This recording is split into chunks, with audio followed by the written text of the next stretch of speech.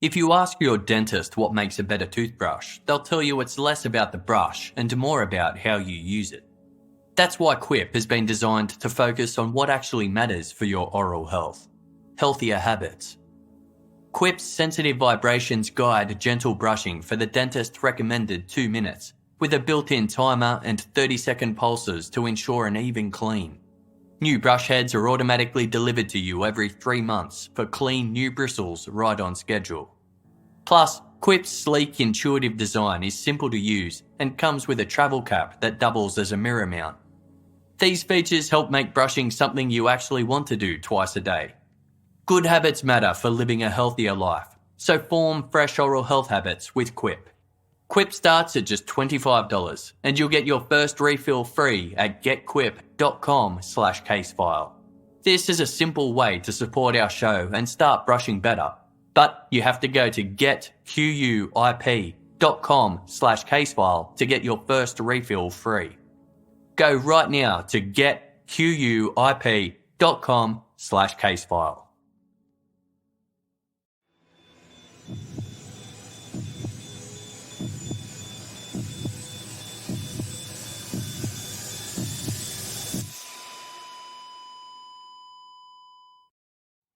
Our episodes deal with serious and often distressing incidents. If you feel at any time you need support, please contact your local crisis centre. For suggested phone numbers for confidential support, please see the show notes for this episode on your app or on our website.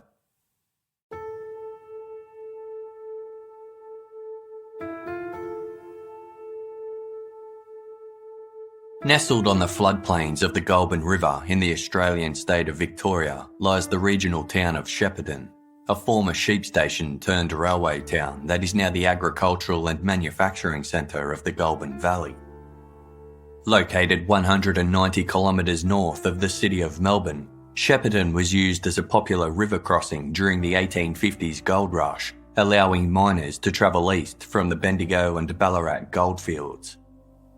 By the 1960s, the township had grown exponentially due to a large number of southern European immigrants that settled in the area in the previous century. Shepparton became the central entertainment hub for surrounding rural communities following the opening of a drive-in movie theatre, the Star Bowling Alley, and the development of a new civic centre, which gave the 15,000 locals a venue to hold public events, concerts, and dances. On the night of Thursday, February 10, 1966, the Civic Centre was hosting a rock and roll concert dubbed the Mod Spectacular. A range of popular music acts were billed for the event, drawing in a crowd of 1,500 local and regional teenagers, including 16-year-old Abina Madill. Affectionately known to friends and family as Bina, she was raised on a farm in the nearby township of Untitled by her parents, Fred and Alma. The couple had 5 children, 1 son and 4 daughters, and Abina was their middle child. Their son, Rodney, planned to carry on the family tradition of farming, but the couple felt their daughters needed a wider range of educational, employment and social opportunities, so they decided to relocate to Shepparton in the early 1960s.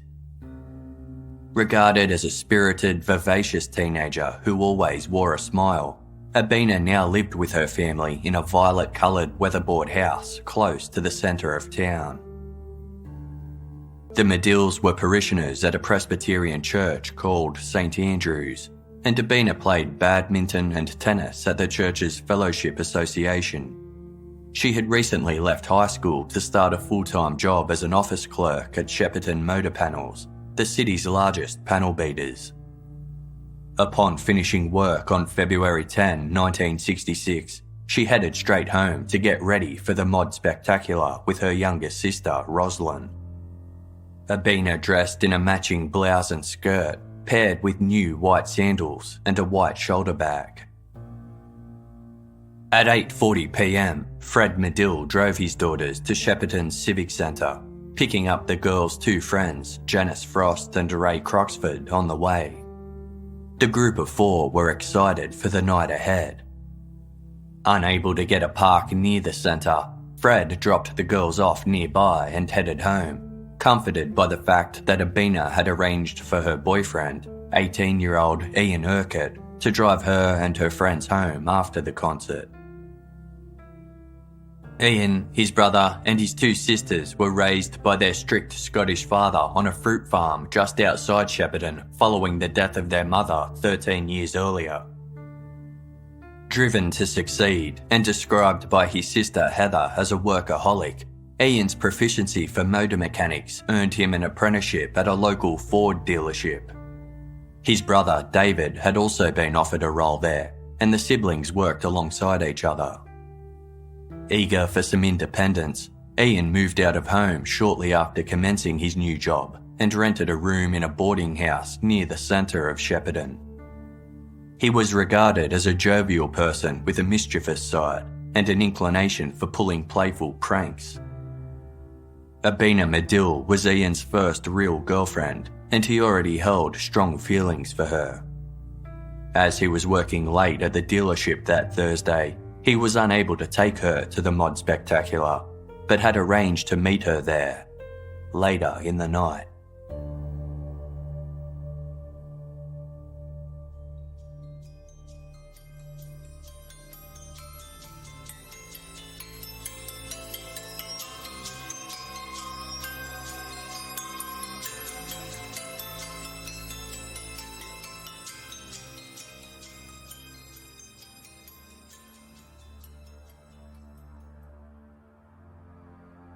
"18-year-old Gary Charles Hayward had been dating his girlfriend Gail for almost a year. Although most of Shepparton's youths were heading out to the concert that evening, shy and soft-spoken Gail opted to forego the event, preferring to have a quiet night at home instead. Her boyfriend agreed to do the same, as he was broke and his paycheck wasn't scheduled to arrive until the following day. Gary dropped Gail off at her house shortly before 6 p.m, and she assumed he would spend the evening at home as they had discussed. Gary did return home briefly to eat a quick meal, but then decided to attend the concert after all. Tall, handsome and popular, Gary was the eldest son of the prominent and successful Hayward family and was employed as a panel beater at their vehicle repair business, the same place where Abina Madill worked as a clerk.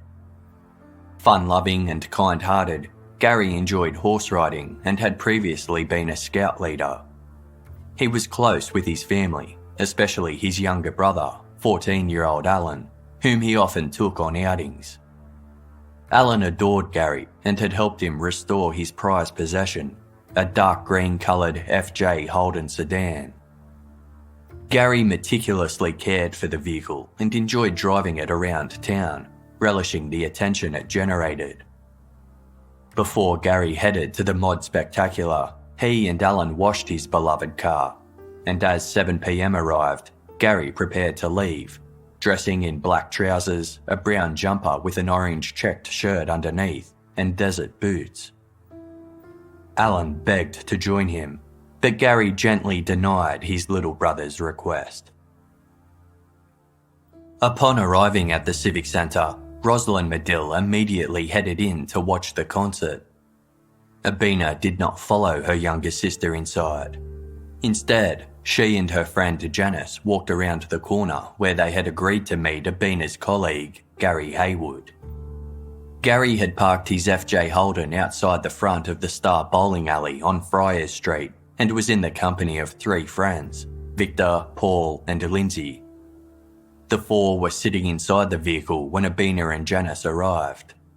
The girls got in and Gary drove the group a short distance to Victoria Park Lake, close to the heart of the city, arriving a little after 9 p.m. The parkland surrounding the water had been a grazing paddock before they were transformed into public gardens, with a swimming pool built into the lake itself. At night, the area was a popular lovers' lane for local teens and young adults. When Gary pulled up, there was a station wagon with 2 couples inside, parked nearby with its lights on, and another car next to it. Gary parked by the pool and the boys drank beer and offered Abina and Janice cans of vodka with orange juice. Janice had one and Abina drank a few, making her somewhat giddy and unsteady. The girls got out of the car to get some fresh air and visit the public toilets close by. As the boys were becoming rowdy, Janice expressed a desire to walk back to the Civic Centre, concerned that Gary appeared the most affected by the alcohol. Abina was reluctant to make the almost 2-kilometre long journey on foot as she was wearing new shoes. They returned to the car, and within half an hour of arriving at the lake, Gary agreed to drive everyone back to the Civic Centre. He and Lindsay entered the building to watch the concert, while Abina, Janice, Victor and Paul went for a walk around the block. When they returned, they climbed back into the Holden, where Gary was waiting. Janice was growing increasingly frustrated, complaining to Abina several times that she wanted to leave as Paul was, quote, molesting her. At around 10:30 p.m, she exited the vehicle, leaving Abina in the back seat, and walked to the Civic Centre alone. To her relief, she spotted her boyfriend, and after a short while, the couple decided to leave, driving past the location where Gary Hayward had last parked his FJ Holden, only to notice it was now gone.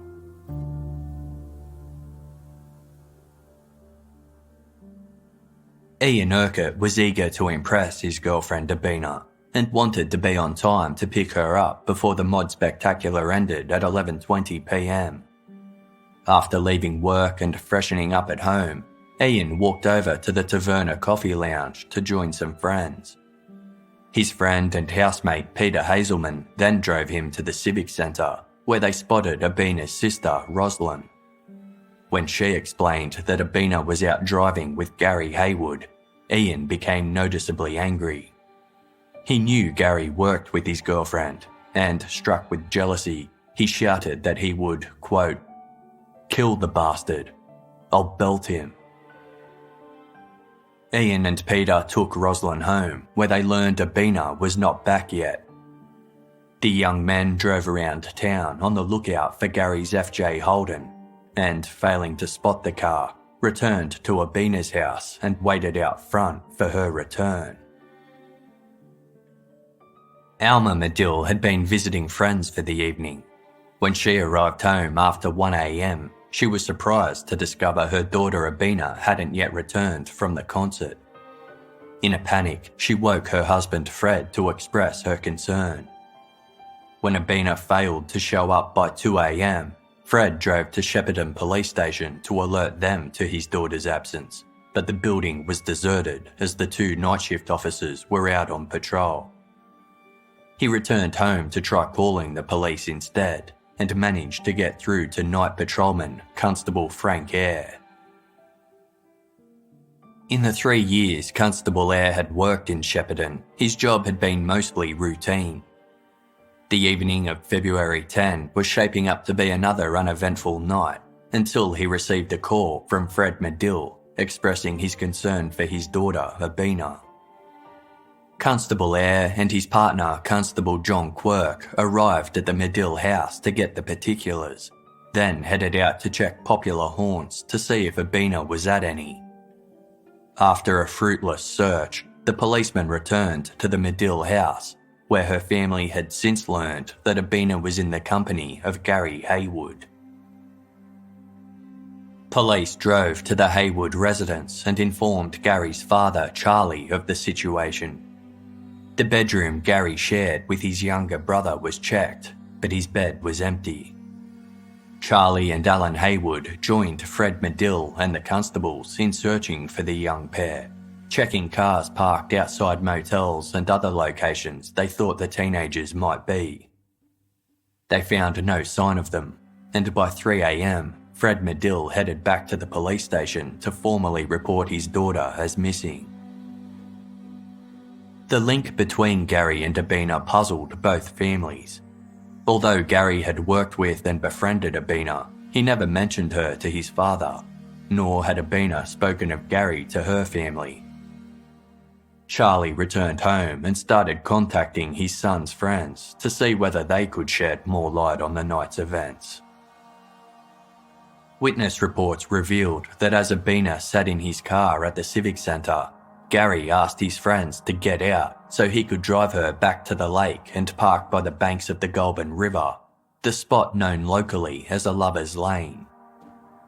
Gary promised his friends he would return later to take them home and gave them a set of his keys and Abina's wristwatch as a guarantee of their intention to return. The pair were last seen driving off together in Gary's FJ Holden. Gary kept his word, returning to the Civic Centre within half an hour, but his friends had since departed. When the concert ended shortly before 11:30 p.m, a witness saw Gary drive past the centre, but didn't notice if there was anyone else in the car. Constables Eyre and Quirk searched for hours with no results. They suspected the teenagers had spent the night together and there was no cause for alarm. Constable Quirk's shift ended at 5 a.m, so Constable Eyre gave him a lift home before returning to the police station. As he drove back towards town, he sighted Gary's green FJ Holden parked haphazardly in Wyndham Street, opposite Victoria Lake. It was about 5 feet from the curb, its engine was cold, the tank was half empty, and its windows were down. A blue checkered rug Gary kept folded in the back seat was missing, as were the ignition keys. Charlie Hayward knew his son loved the car and would never abandon it in such a careless manner. The discovery of Gary's vehicle sparked a widespread police search, one of the largest in Victoria at the time. They were assisted by the missing teens' families, with the Haywards even taking their pet terrier along to see if she could detect Gary's scent. Friends, locals and out-of-towners alike volunteered as well. Some speculated the couple had run off together, but those who knew them didn't believe this to be the case, describing Gary and Abina as casual acquaintances. Both were well known and highly regarded in Shepparton, and neither had expressed a want or need to leave.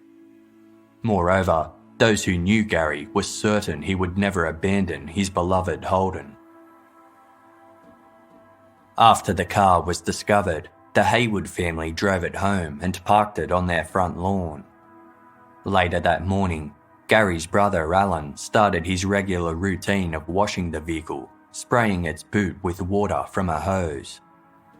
Realising his son's actions could destroy valuable evidence, Charlie quickly stopped Alan before he progressed any further. Ex-homicide squad detective Peter Parkinson was considered Shepparton's toughest cop. He took charge of the investigation into the disappearance of Abina Madill and Gary Hayward.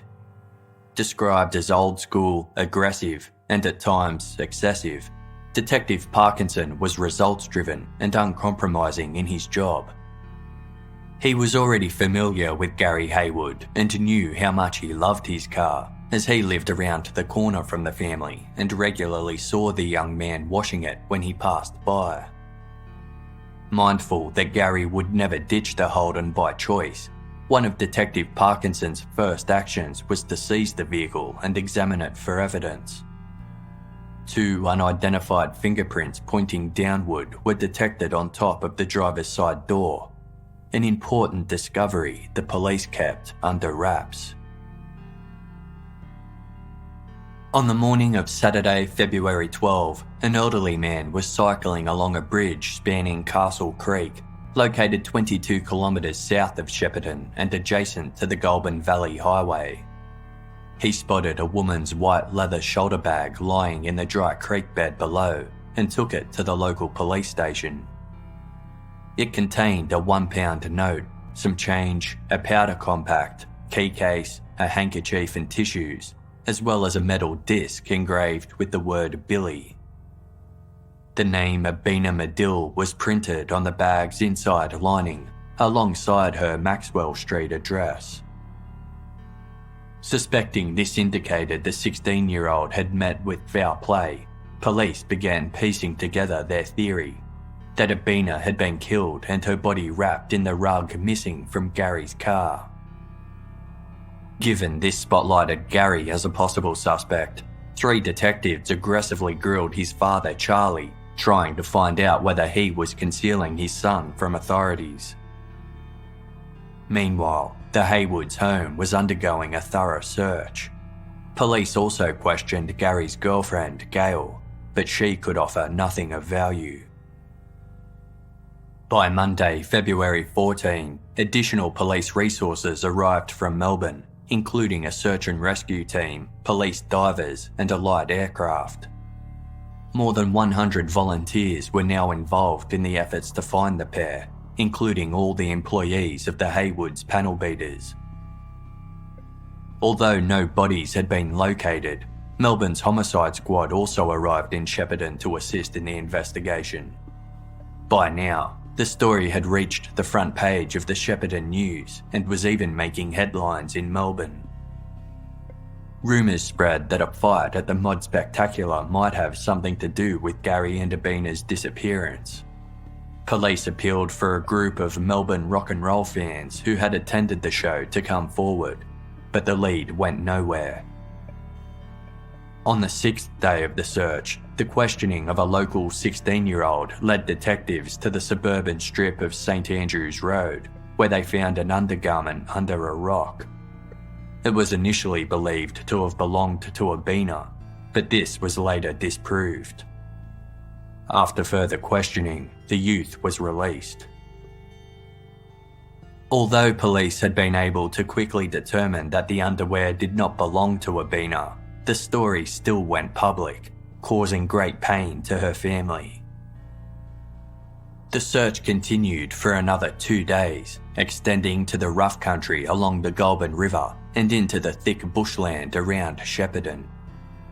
State Forest employees took to horseback as fixed-winged aircraft scoured from above, and police divers submerged themselves in the numerous waterholes throughout the region. Volunteers and officers trekked through wild 6-foot-high grass, with one police officer remarking, "If the 2 teenagers had been murdered and their bodies dumped in the long grass, searchers could pass within a few feet of them and not know it." Their efforts were hampered by the number of snakes in the area, with searchers killing 13 in a single day. Saturday, February 19 marked 9 days since the teenagers had vanished. The region's annual duck hunting season commenced, and shooters were asked to keep an eye out for clues, in particular the checked blue rug that was missing from Gary's car. Friends of the teenagers were summoned to the police station and underwent intense questioning, while a spate of alleged sightings were reported from all over Victoria and Australia, placing the couple in far-flung locations such as Mildura, Kerrang, Sale, Wodonga and Sydney. These supposed sightings gave the Madill and Hayward families hope that their children were still alive.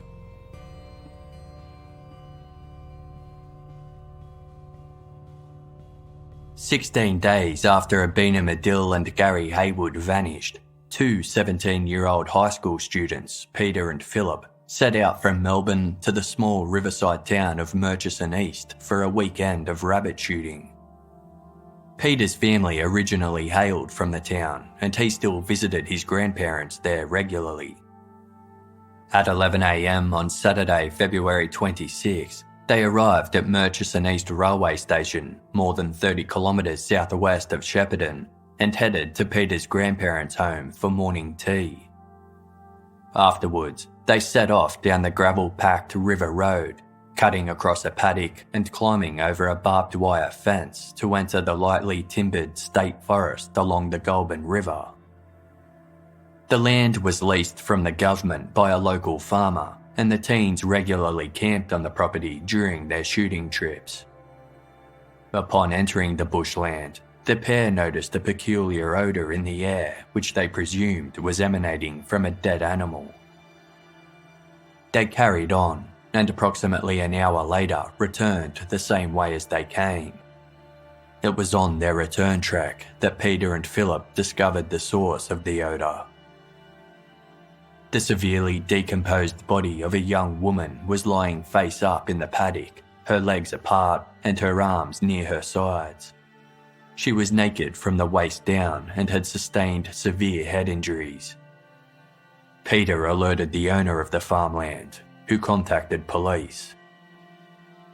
When they arrived, the owner informed them that he too had smelt something near a collection of trees in his paddock, about 300 metres from where the female body was found, but had also assumed it was a dead animal. When examining this area, the police discovered the clothed body of a male under a 30-foot red gum tree. He had a single bullet wound to his left temple. The bodies were those of Abina Madill, who had been sexually assaulted then beaten to death, and Gary Hayward, whose skull contained a .22 caliber bullet.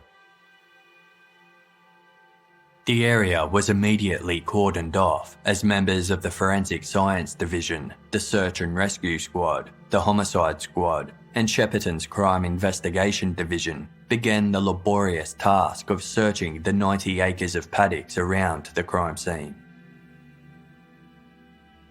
64 metres west of Abina's body were 2 pairs of her stockings, each tied tightly in a loop of 50 centimetres. Matching fibres found on Gary's trousers indicated that his legs had been bound with the stockings. His jumper was discovered near the stockings, and in addition to being covered in grass seeds, leaves and bark, there were traces of blood on it. Abina's skirt and girdle were found neatly folded nearby, with one white shoe next to the pile and one on top. There was also a second fired .22 caliber cartridge case, indicating that the killer may have shot at Gary twice but only hit him once, and a black piece of plastic which detectives believed might have been part of the murder weapon. The keys to Gary's Holden were not at the scene, nor was the rug he kept in the car, and his upper dentures were also missing.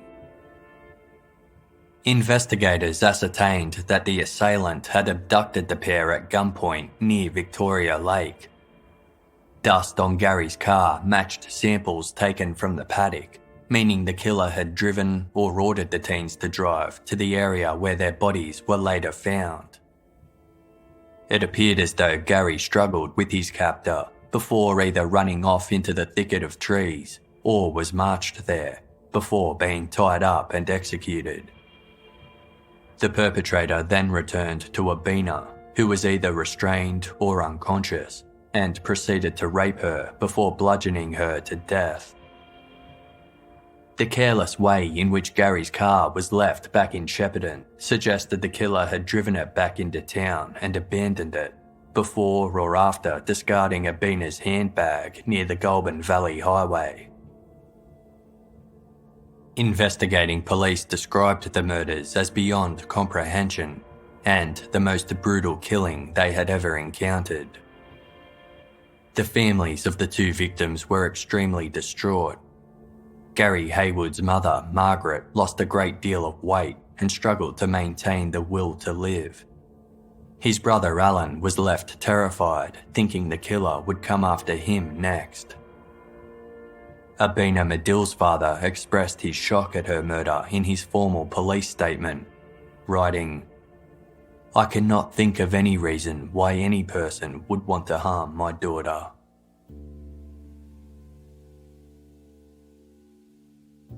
An extra team of detectives arrived in Shepparton as officers worked upwards of 16 hours a day to hunt down those responsible. The double homicide had left the small and otherwise quiet city reeling, and pressure to find the culprits was intense. A $10,000 reward for information was on offer, and a rug matching the one that was missing from Gary's car was displayed in the window of a major store in the middle of town. One individual came to police attention after a matching rug was spotted in his home. The man, Ian Stanley Loffel, was in his late 30s and told police he had stolen the rug from a dark blue Holden with South Australian registration plates parked outside a pub in Mooroopna, a town 6 kilometres west of Shepparton.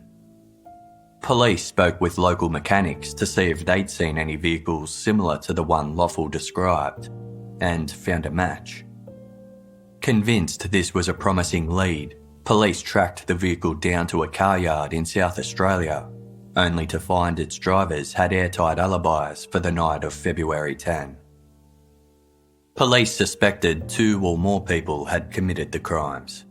The region's fruit-picking season was at its peak, and they considered the possibility that the murderers could be among the thousands of workers temporarily in town for casual employment. When investigators asked local orchardists to report any suspicious workers, hundreds of tip-offs came in, but none led anywhere. As such, police were inclined to believe the murders were committed by locals, as the remoteness of the crime scene indicated the killers were familiar with the area. They were soon concentrating on the town's teenagers in particular. There were reports of a party held near the Goulburn River, close to the west side of Victoria Lake, on the night of the murders. It involved a car race and ended in a fierce brawl between attendees when one vehicle hit another. Police believed Gary may have been present and participated in the brawl and was then killed by his opponents for revenge. One senior detective told the media, "We feel some of the young people in Shepparton know something of the movements of Gary on the night he was murdered. Although many people have come forward and volunteered information, most of the youths we have interviewed have been those we have sought out ourselves. We believe they are not telling all they know." No one raised as much suspicion as Abina's boyfriend, Ian Urquhart. He was viewed as a prime suspect due to his jealous outburst after learning Abina had left with Gary Hayward, whom he then threatened to kill over the matter. At the time, the Melbourne Homicide Squad had a reputation for being hard officers who were tough on criminals, often beating a confession out of a suspect if necessary. Ian was regularly summoned to the station for formal police interviews, during which he was verbally abused, slapped, and kicked by detectives. They believed he was assisted by his friend and housemate Peter Hazelman, who drove him around on the night of the murders. Peter was also questioned and subjected to aggressive treatment at the hands of the police, as were several of their other friends. Despite these heavy-handed tactics, Ian did not admit any involvement in the crime. Detectives presumed he was too tough to crack, with one remarking to a uniformed officer that he had, quote, "belted and belted Urquhart, but he will not confess." When Ian's older sister Heather noticed how miserable he was, she asked what the police interviews involved, but he seemed ashamed and refused to answer. Ian confided in friends that he was very scared of the police and what might happen to him. He began borrowing a car from his father or a friend in order to camp out instead of returning home where officers could find him. One day, he arrived home and informed his family he was, quote, "going to tell them he did it, to stop the police from hurting him," even though Victorian laws at the time meant a confession would have most likely resulted in his execution. Heather convinced him not to confess.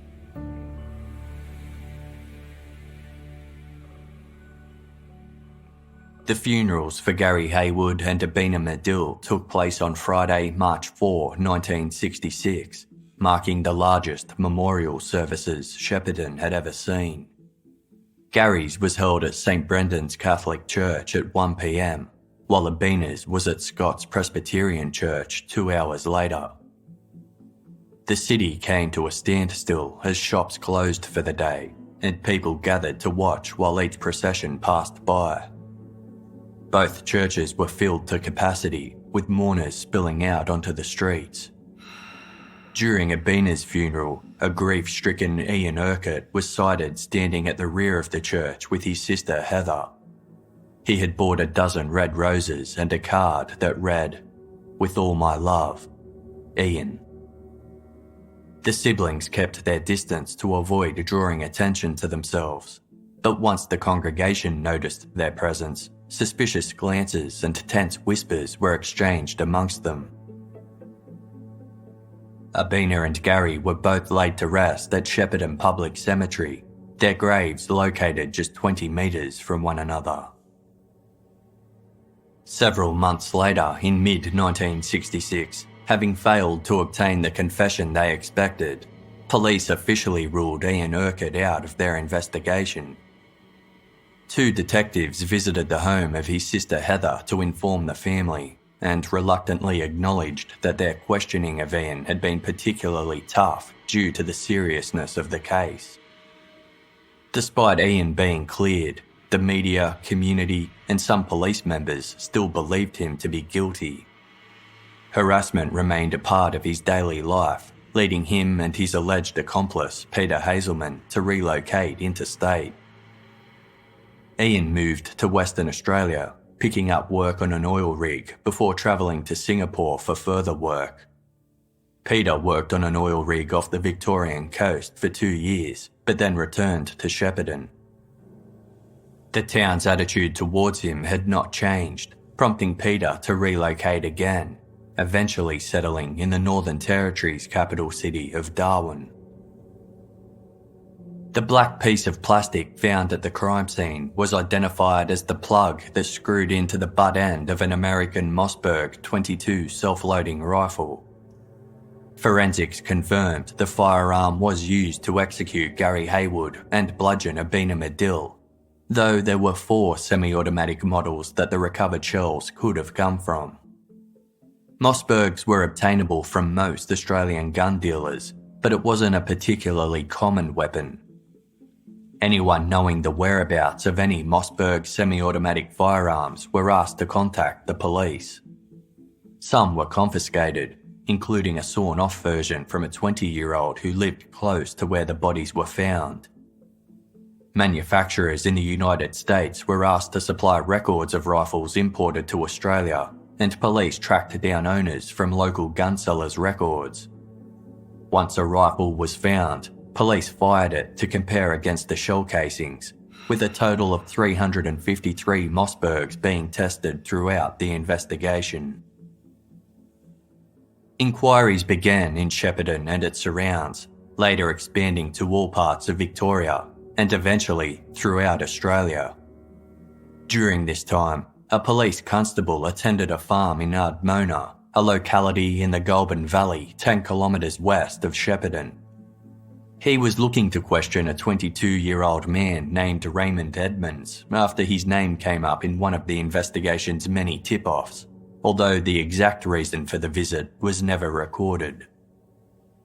The property owner advised the constable that Edmonds, who had lived and worked on the land for the past 2 years as a share farmer, was no longer in the district as he had recently moved with his wife and their 3 young children to Mayrong, a small community in southern New South Wales. The property owner provided a forwarding address for Edmonds, and the constable thanked him, adding, "We'll get the boys up there to pick him up." After the constable left, the property owner recalled Edmonds owned a .22 semi-automatic Mossberg rifle which he used to go rabbit shooting, and presumed this detail was the reason for the officer's visit. An inquest into the unsolved murders of Gary Hayward and Abina Madill was held in June 1970, 4 years after the teenagers' bodies were found. It had been postponed by the case investigators, and when asked why, Senior Constable Peter Parkinson explained, "Inquiries have been at many stages looking good, and then come to utterly nothing. At many stages we have had great hopes of solving it, but without result." By this stage, inquiries had been made across the country, in Queensland, New South Wales and South Australia, as well as overseas in the United States. Accepting the breakthrough they were hoping for remained out of reach, the inquest into the double homicide was finally scheduled to commence on Tuesday, June 9. Frank Madill spoke at the inquest, describing his daughter as a normal girl of her years who followed the modern teenage trend. He couldn't think of a reason why anybody would want to harm her. Charlie Hayward described his son as a regular boy who respected his parents and always did as he was asked. When called to the stand, Senior Constable Peter Parkinson told the coroner that 3,478 individuals had been interviewed and investigations were still ongoing. After hearing evidence from 16 witnesses, the coroner was unable to offer new evidence or insight, announcing that Gary and Abina were murdered by a person or persons unknown in the early hours of February 11, 1966. Despite being officially cleared, Ian Urquhart's name was mentioned at the inquest, with evidence put on the record that he was, quote, very annoyed upon learning Abina had gone driving with Gary. Ian was living in Singapore at the time of the inquest and was not called to give evidence. He had built a new life for himself overseas, earning good money working as a maintenance specialist on offshore drilling rigs. 2 years later, on Friday, February 11, 1972, almost 6 years to the day since his girlfriend was murdered, Ian Urquhart and a colleague returned to Singapore following a work trip to Sumatra. They disembarked their flight shortly after midnight and left the airport in Ian's vehicle, a cream-coloured MG sports car. While driving down a highway, Ian crashed the vehicle at high speed, killing both himself and his passenger instantly. His funeral was held at Scott's Presbyterian Church, the same place where Abina had been farewelled. One ex-homicide detective involved in the case commented that Ian got his, quote, just desserts, still believing he was guilty of the crimes.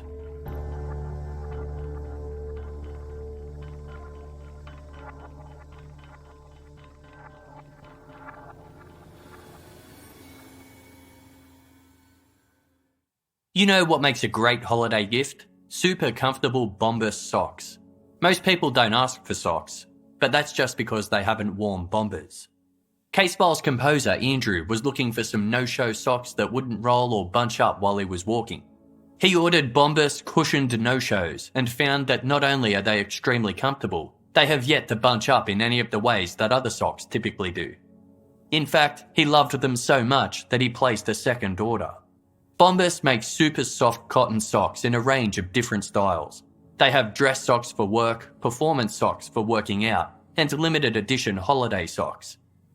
They provide plenty of support, as each sock has extra cushioning and is built with a special arch support system that's not too tight. Plus, for every pair you buy, Bombas donates a pair to someone in need. Go to bombas.com/casefile today and get 20% off your first purchase. That's bombas.com/casefile. bombas.com/casefile. Away knows that everyone has a different travel style. That's why they make their signature carry-on suitcase in a range of colours, 2 sizes, and 2 materials. A strong yet flexible polycarbonate and an anodised aluminium. The carry-on case has 4 360-degree spinner wheels to guarantee a smooth ride, TSA-approved combination locks to keep your belongings safe, and an optional ejectable battery to keep your phone charged. I ordered a carry-on, and thanks to its built-in compression pads, I can pack more in and don't need to check my luggage when I travel. It also has a removable laundry bag, which is a really handy feature for longer trips. Away offers free shipping in the US, Australia and Europe, and a 100-day trial on everything they make. So if you decide it's not for you, you can return it for a full refund. For $20 off a suitcase, visit awaytravel.com/casefile20 and use promo code casefile20 during checkout. That's casefile20. That's $20 off a suitcase when you visit awaytravel.com/casefile20 and use the promo code casefile20 during checkout. Again, that's casefile20. Don't miss this season's True Crime Must Listen, Call Me God, The Untold Story of the DC Sniper Investigation. From the leading true crime investigative team that brought you the New York Times bestseller Evil Has a Name, comes a riveting new probe into the manhunt for the elusive DC snipers. Hear the never-before-told story of the chilling and volatile investigation that led to the killer's capture and ended an unprecedented 23-day reign of terror that paralysed the DC area and gripped the nation. Told firsthand by those essential to solving the case, with a brilliant deep dive into the behavioural, ballistic, forensic and electronic analysis it required. Follow FBI agent brothers Jim and Tim Clementi as they lead listeners through the tangled path of discovery and evidence gathering only a select few had the vision to see. Call Me God, the untold story of the DC Sniper Investigation. How do you stop what you can't see? Listen free with a 30-day trial. Just go to audible.com/untoldstory. That's audible.com/untoldstory. Approximately 2 million burglaries are reported a year in the US Census, yet only 1 in 5 homes have home security. Maybe that's because most companies don't make it easy. Getting home security can be expensive, confusing, and time-consuming. That's why SimpliSafe is my top choice, hands down. SimpliSafe protects every door, window, and room with 24/7 professional monitoring that costs just $15 a month. There's no contract, hidden fees, or fine print. Plus, SimpliSafe has received multiple awards, from CNET to the New York Times' Wirecutter. But SimpliSafe's standout feature is their video verification technology. When other home security systems are triggered, police often assume it's a false alarm and the call goes to the bottom of the list. But with SimpliSafe, they can visually confirm that a break-in is happening, allowing them to get to the scene 3.5 times faster than other home security companies. And for listeners of Casefile, SimpliSafe has a huge deal going on right now. Go to simplisafe.com/casefile and get free shipping and a money-back guarantee. That's simplisafe.com/casefile today. simplisafe.com/casefile.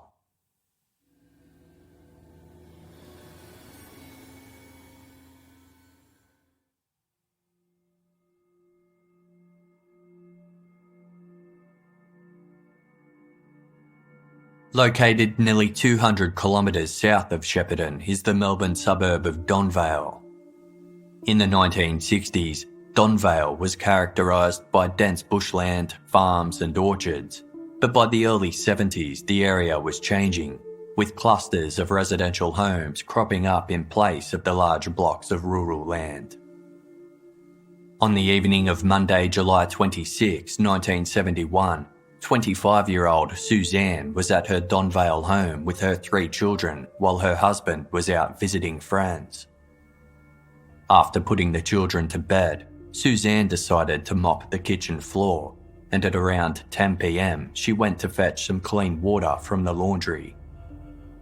When she entered the hallway, she was confronted by a man she initially took to be her husband, until she noticed his face was covered in a mask made from a stocking. He raised his right hand, which held a long butcher's knife, causing Suzanne to scream.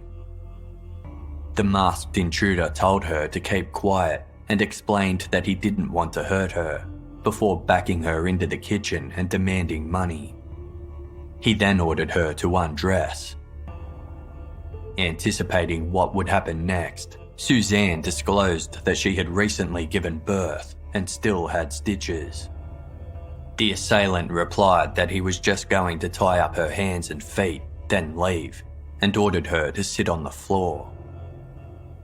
After he finished restraining Suzanne's hands behind her back with a stocking, he tied her ankles together, then began rubbing her breasts. She screamed loudly and the man fled. Suzanne managed to untie herself and immediately phoned the police. 2 detectives arrived within minutes and soon realised that the assault shared a number of similarities with a rape committed in Donvale 11 days earlier. The suburb of Greensborough lies roughly 17 kilometres northwest of Donvale. 4 years after the attack on Suzanne, 23-year-old Kathy was spending the night of Friday, January 31, 1975 in her Greensborough home with her 2 children, while her fiancé was away interstate. Kathy and her son were both sleeping in her bed, while her infant daughter slept in a cot in the nursery. At approximately 4:10 in the morning, Kathy was woken by a noise she thought was her daughter rattling the side of her cot. She listened quietly for several minutes before hearing the sound again from the direction of the laundry. She switched on her bedroom light and saw a man standing in the doorway of the bathroom, brandishing a 12-inch knife up high in his right hand. Kathy screamed, then told the intruder that a friend was staying over in the guest room and had likely heard her and called the police. The man responded, "It's a lie. No one will see you for a couple of days until your husband gets back." He forced her back to her bed, placed a blanket over her terrified son, and raped her.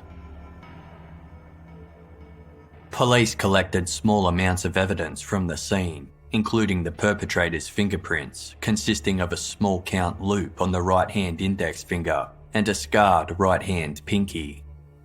These matched fingerprints recovered from the 1971 Donvale assault.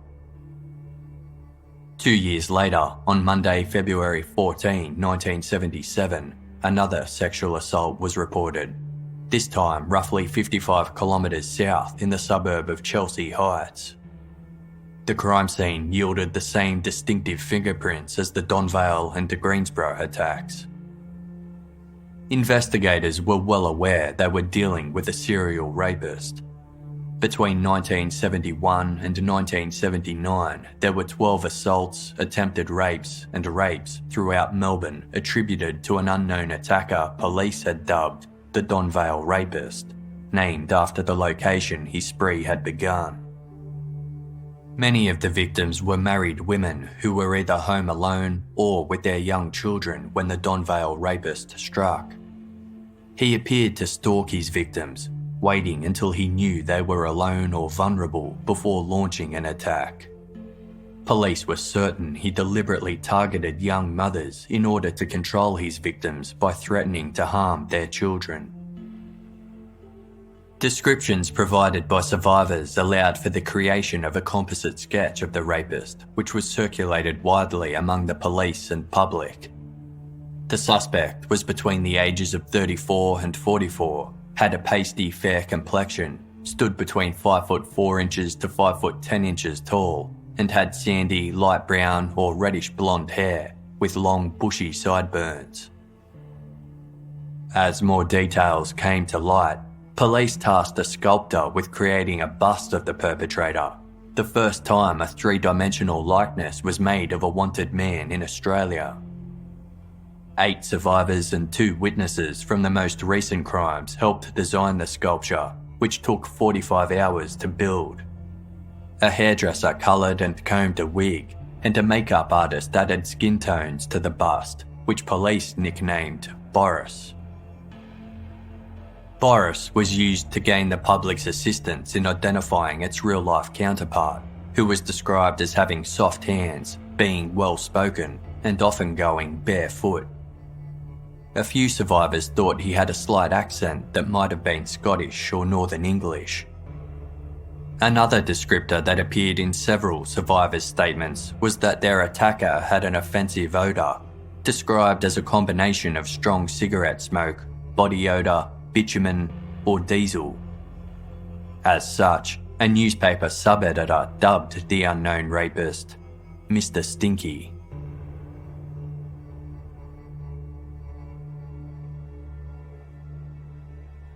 In 1982, 5 individual sets of fingerprints associated with the state's most notorious unsolved crimes were prominently displayed in the office of the Victoria Police Fingerprint Bureau, in the hope that staff would memorise and recognise them instantly.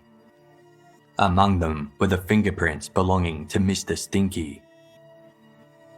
The Bureau had no computers, so the team of 67 men and women would spend every day sifting through hundreds of Polaroid photographs taken at crime scenes to find matching characteristics with prints on file. On Monday, July 12, Sergeant Andrew Wall decided to examine some fingerprints from cold case files and came across the ones lifted from the top of the driver's side door of Gary Hayward's FJ Holden sedan 16 years earlier. The prints, which were suspected to belong to Gary Hayward and Abina Madill's killer, showed impressions of an individual's right middle and ring fingers. They immediately appeared familiar to Sergeant Wall, who quickly realised they matched those belonging to Mr Stinky. Although this breakthrough didn't bring authorities any closer to identifying Mr Stinky, it offered them a new suspect in the double homicide. On January 4, 1983, the development saw the reward for information about the crime increase from $10,000 to $50,000. In May the following year, a new task force was formed to identify and apprehend Mr Stinky. Headquartered at the offices of the Victorian Police Academy in the Melbourne suburb of Glen Waverley, the team comprised of 4 detectives who were led by Detective Senior Sergeant Dennis Hanna. Within 2 weeks, they added a 13th rape to the list of attacks attributed to Mr Stinky. This most recent assault had occurred several weeks earlier and within a kilometre of the task force's base. Given the perpetrator was still active, the team understood the urgency of their task. People who had crossed paths with the 13 survivors were examined in an effort to find a connection between them. A computer database was created of individuals who had been in Shepparton in the 1960s and Melbourne's eastern suburbs during the 1970s, with investigators planning to cross-check the extensive lists to see if there was any overlap between the categories. Details from other cases were also studied to uncover more potential victims or perpetrators. Mr Stinky's fingerprints were circulated to police stations throughout Australia, and in July 1984, 2 detectives were sent to the Central Fingerprint Bureau in Sydney to spend a week searching through their databases for a match.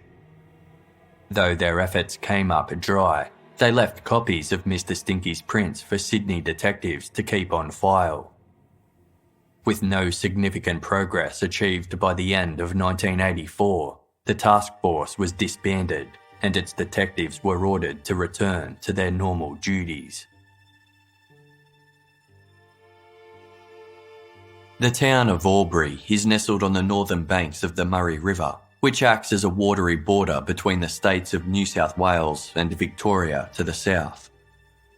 On Saturday, March 16, 1985, local resident Pat Halpin was operating a cash register in the electrical goods department at Albury's Walton's department store, where she'd worked for 30 years.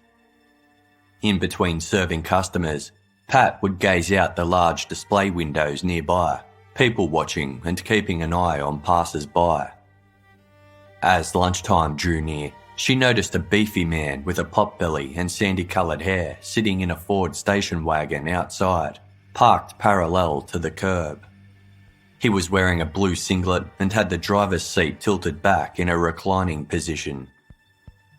Pat looked away, but found her attention drawn back to the man several minutes later. She noticed that he had a tense expression on his face, before realising he was masturbating. Pat alerted a number of other employees, and the store's manager called the police. 2 police cars containing 3 constables arrived at approximately 12:30 p.m. and parked at the rear of the store to avoid alerting the man to their presence.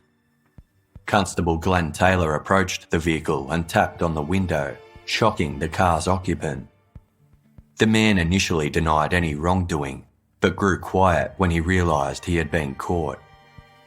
When asked what his name was, he replied, Raymond Edmonds.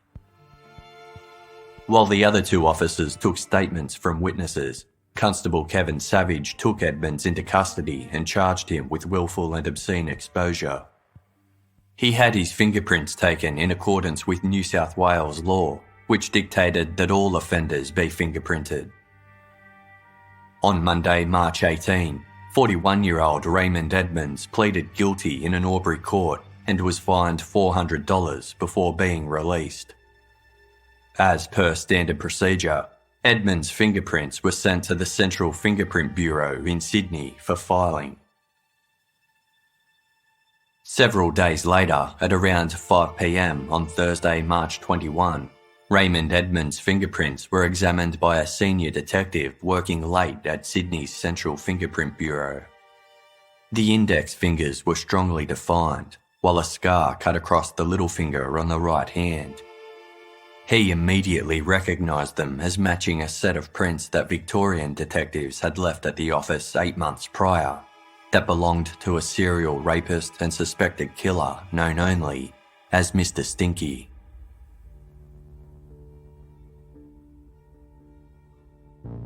Raymond Edmonds was born in Melbourne on March 12, 1944. As his birth mother was young and unwed, Edmonds was adopted by a married couple named Harold and Mavis Edmonds, though he wouldn't learn of his adoption until his teenage years. He was the couple's only child and they doted on him, leading some of the family's relatives to believe he was spoiled and undisciplined. By the time Edmonds was 6 years old, he started exhibiting signs of being withdrawn and struggled to connect with others. Harold Edmonds was a businessman who bought and sold farms, and his family often relocated to various towns throughout Victoria for his work. In the mid-1950s, when Edmonds was 13 years old, the family made their sixth move since his adoption. Around the same time, his father purchased him a gift, an automatic Mossberg .22 rifle with a fold-down grip. As a child, Edmonds had issues with bedwetting, which continued through to his early teens. On one occasion, Mavis took her son to see a doctor for a diagnosis. The doctor found no physical cause for the problem, but noticed that Edmonds only had one testicle. He prescribed a drug to treat the issue, but later confessed to Mavis that he had prescribed the incorrect medication, one that was used to accelerate puberty. Mavis shared this information with friends, but little else is known about the matter as the doctor's records were not retained. As a teenager, Edmonds didn't form any close friendships with other boys his age and was almost exclusively fixated on sex and young women. When he was 16 years old, he impregnated a girl who gave the child up for adoption. At 17, Edmonds was seduced by an older woman who was a friend of his family. They participated in experimental and violent sex, and she encouraged him to watch sex acts between herself and her girlfriend. Years later, Edmonds admitted, quote, "That was when my problems started."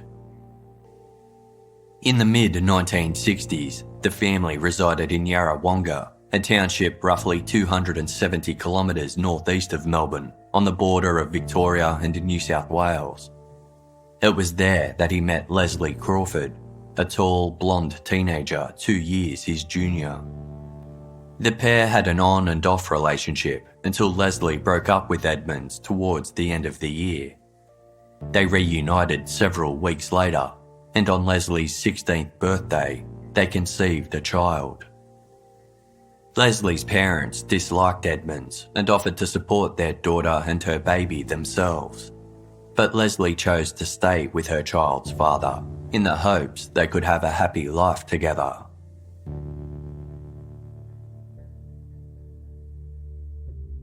The couple married in September of 1961 and moved to a dairy farm where Edmonds and his father worked.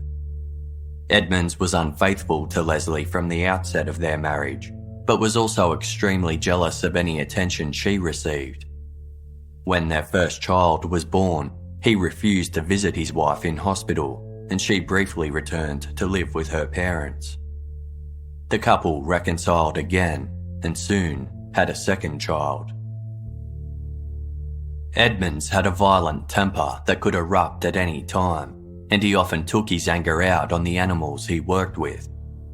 He earned a reputation for animal cruelty after he almost beat a cow to death with an iron chain, an incident that deeply disturbed those who witnessed it. On another occasion, he killed a farm dog that had taken an instant dislike to him.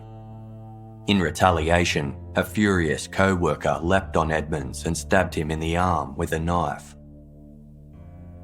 Leslie was also a victim of Edmonds' violence. He beat and raped her often and abused her emotionally and financially by humiliating her in front of other people and withholding money. By the time Leslie was 19, she was pregnant with the couple's third child. Around this time, she walked in on Edmonds molesting their 3-year-old daughter. Leslie began to scream, and her husband simply exited the room in silence. Like his father, Edmonds never stayed in one place for too long.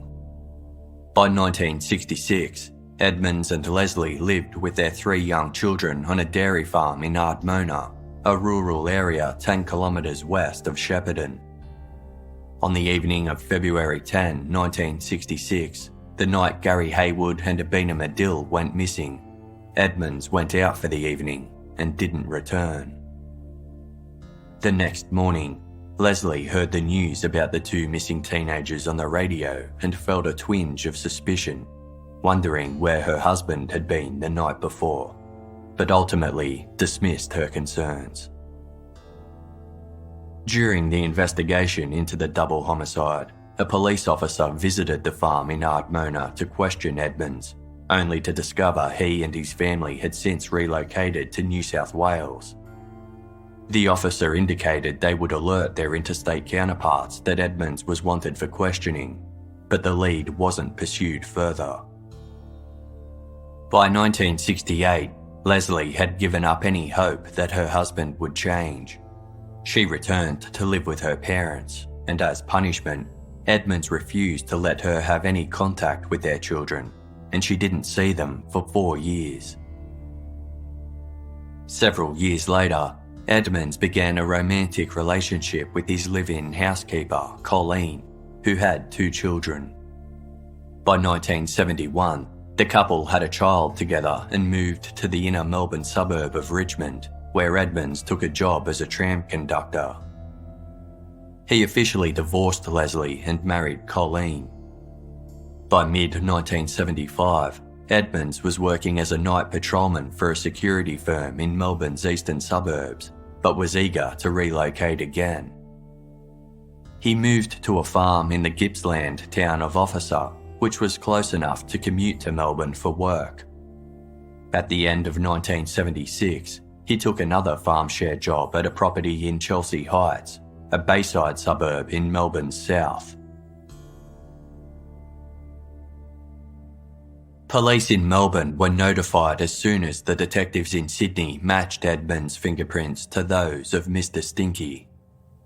Suspecting he was still in Albury, arrangements were immediately made for investigators to travel there. But before that could happen, he was tracked to a factory in the Melbourne suburb of Hyatt.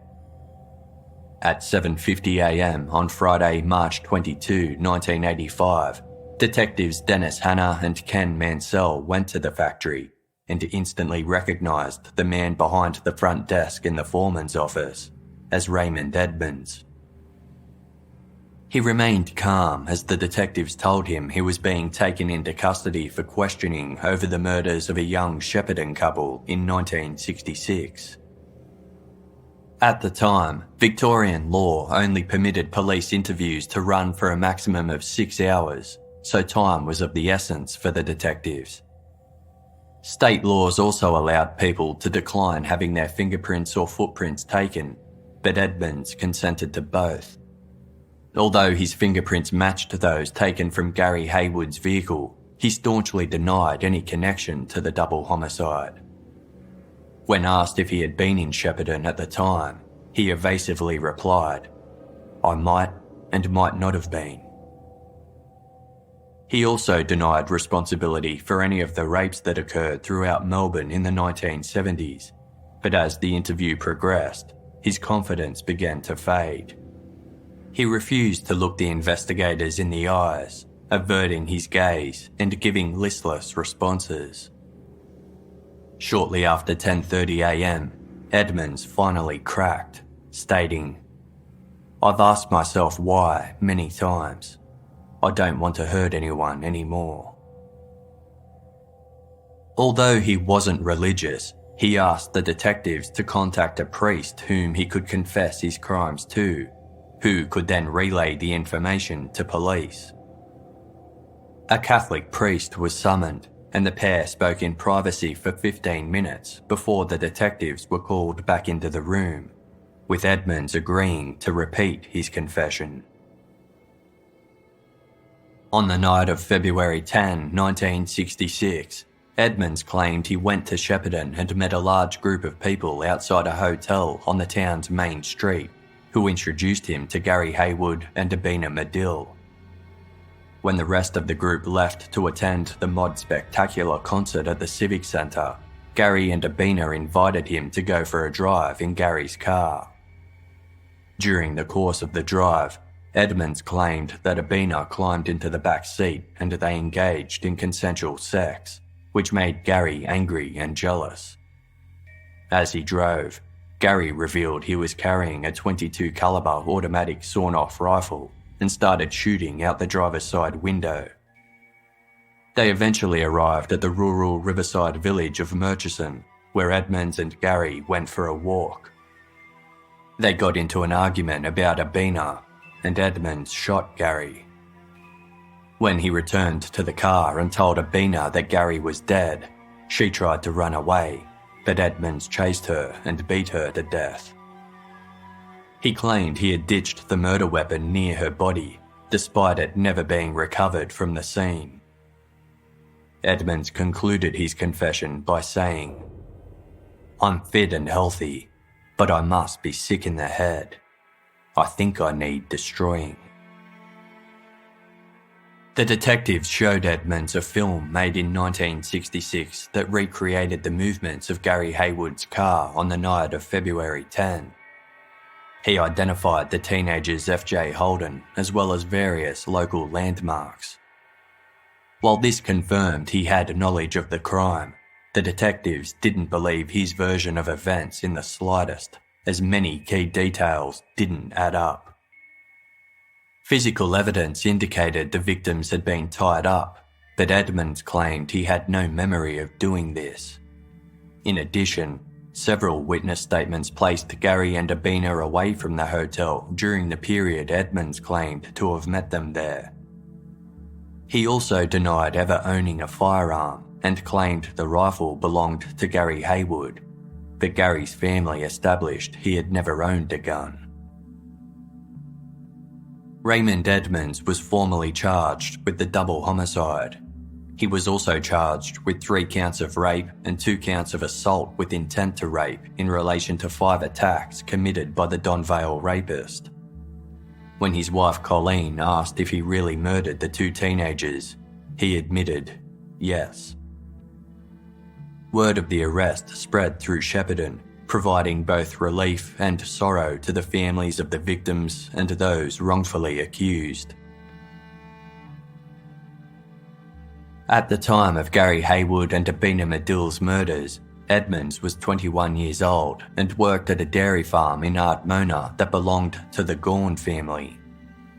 He got along well with the family's 16-year-old son, Stuart, and the pair often went out shooting foxes and rabbits together. In 1985, Stuart was in his mid-30s and still resided on the dairy farm. When he heard the news that Raymond Edmonds had been arrested for the infamous double homicide, he immediately recognised his name and recalled that a detective had visited the farm following the murders looking for Edmonds. At the time, the Gawn family had assumed his name must have come up when police were looking for Mossberg rifle owners, News of the arrest also prompted Stewart to remember that years earlier he had found a cut-off piece of a gun stock and a telescopic sight from a rifle in a shed that Edmonds had used during his time on the farm. He called the Shepparton police to report the discoveries. This information was hugely significant for investigators, as they had not retained records of the officer visiting the farm in 1966 to question Edmonds, and were unaware that he ever owned a Mossberg rifle. On Sunday, March 24, detectives visited the Gaun's dairy farm to collect the items. Stewart showed them a spot where he and Edmonds used to shoot targets, and the decision was made to dig for ballistics evidence. A large quantity of soil was excavated from the area, revealing 9 .22 caliber cartridge cases that matched those found near the bodies of Abina Madill and Gary Hayward 20 years earlier. Forensic evidence also confirmed that the pieces of the gun stock and the telescopic sight would fit a 352K model Mossberg. Despite Edmonds' confession, he was yet to enter a plea and was remanded in custody while detectives continued building a case against him. They traced his movements over the years and discovered that unsolved sexual assaults had occurred in every area he had resided. Investigators believed Edmonds was responsible for 27 other rape and assault cases, but he had since retained a lawyer and refused to respond to any subsequent questioning. Without a formal interview, police were unable to press charges. They conducted extensive interviews with Edmonds' ex-wife Leslie and his current spouse Colleen, uncovering detailed information about his violent and sexually abusive tendencies. Leslie admitted that she had intuitively believed Edmonds could be responsible for the murders of Gary Hayward and Abina Madill from the start, but refrained from going to the police because she didn't truly think he was capable of the crime. She had also been concerned that her suspicions would be dismissed as an unhappy wife trying to get her husband in trouble. Investigators compiled 260 pages of statements taken from 66 witnesses and managed to debunk Edmonds' original confession, confirming that his father had given him a Mossberg rifle when he was a teenager. A 5,000-word summary of the case was prepared ahead of Edmonds' committal hearing, with detectives outlining their theory that the accused had kidnapped his victims when they were sitting in Gary's Holden near Lake Victoria. He then held them at gunpoint, forcing Gary to drive to Murchison East, where he restrained him with stockings before raping Abina. Gary likely managed to break free, prompting Edmonds to shoot him, before finally killing Abina. On Monday, October 21, 1985, Edmonds' committal hearing commenced at the Melbourne Magistrates Court, where he pleaded not guilty to all 7 charges. Evidence was presented over 5 days, after which the magistrate concluded there was enough evidence for the case to proceed to trial. While awaiting trial, Edmonds changed his plea to guilty of all charges. On Thursday, April 3, 1986, he appeared at the Melbourne Supreme Court to receive his sentencing. The state of Victoria abolished capital punishment in 1975, meaning had Edmonds been caught in 1966 when he carried out the murders, he would have faced the death penalty.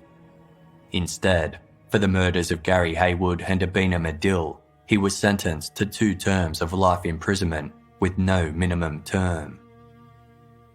Sentencing for the 3 rapes and 2 attempted sexual assaults took place on Tuesday, October 28, 1986. Justice Alistair Nicholson remarked, "You chose women who were alone or who were caring for young children as your prey. You attacked them at night in what must have been horrifying circumstances. In 4 cases, you had a knife. The fact that you raped these women with children in bed with them just didn't matter to you. You treated women as some sort of inferior species upon which you could inflict your desires. He then sentenced Edmonds to an additional 30 years. Following his older brother's murder, Alan Hayward had been consumed by thoughts of vengeance. In a 1987 interview with journalist and author Andrew Rule, Alan revealed how his family had struggled to cope in the aftermath of the violent crime. Though his father was still alive, his mother's health deteriorated following Gary's death, and she passed away 9 years later. For months after the murders, Alan carried a sawn-off rifle in his school bag, terrified that his brother's killer would pursue him next. He practiced shooting and became a crack shot, hoping the opportunity for revenge would one day present itself. When Raymond Edmonds was arrested, Alan thought his chance had finally arrived and considered attending the committal hearing to execute the murderer himself. His wife talked him out of it by pointing out that revenge was futile, as he would only be putting his family through more suffering and destroying his own life. In 1988, Andrew Rule published a book about Edmonds' crimes titled Cuckoo. In it, he described how a number of Edmonds survivors experienced ongoing trauma and suffered personal losses as a result of his crimes, but found support in one another and the detectives who investigated their cases.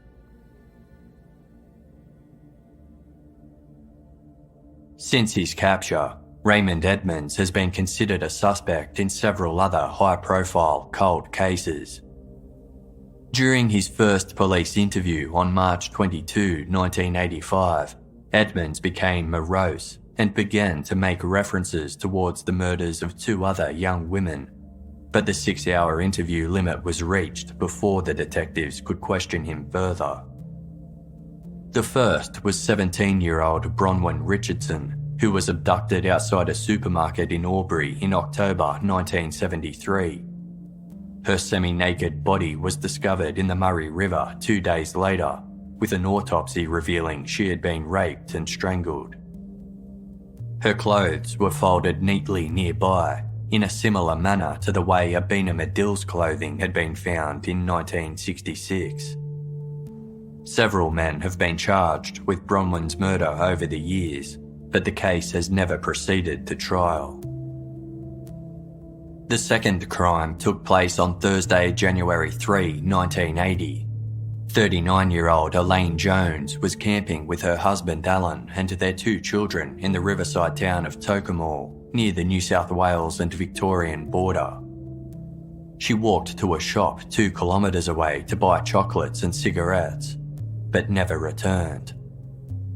The following morning, Alan and their 7-year-old daughter discovered Elaine's naked body in the Murray River while out in their dinghy. She had been sexually assaulted, her skull was fractured, and her throat had been cut. As Alan attempted to pull her body into the boat, he suffered a heart attack and died, resulting in their daughter having to swim to shore alone to seek help. Raymond Edmonds was reported to have been camping 17 kilometres away on Aloopna Island at the time, leaving the campsite the same night that Elaine disappeared. Edmonds has also been linked to the unsolved disappearance of 8-year-old Eloise Warledge, who was abducted from her home in the Bayside suburb of Beaumaris on the night of Monday, January 12, 1976. Her home was 14 kilometres northwest from the Chelsea Heights farmhouse that Edmonds moved into later that same year.